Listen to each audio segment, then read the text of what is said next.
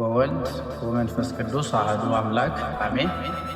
በዓለም ዙሪያ የተከበራችሁ እጅግ በልዑል እግዚአብሔር የተወደዳችሁ የእግዚአብሔር ቤተሰቦች፣ የእመቤታችን የቅድስት ድንግል ማርያም የአስራት ያደራ ልጆች፣ የቅዱሳን አባቶቻችን ማኅበርተኞች በልዑል እግዚአብሔር ፍጹም ሰላም እንዲሰነበታችሁ የተከረማችሁ ልዑል አምላካችን ስሙ የተመሰገነና የተወደሰ ይሆንልን።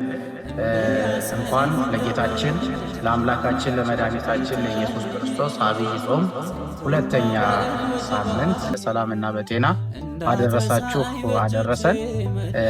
ይህ አሁን የምትመለከቱት የመልአኩ ዩቲዩብ ነው። ሁላችሁም በቅንነት ማለት ነው እየገባችሁ ሰብስክራይብ እንድታደርጉ በአክብሮት ጠይቃችኋለሁ። ሰላም እግዚአብሔር ከሁላችን ጋር ይሁን።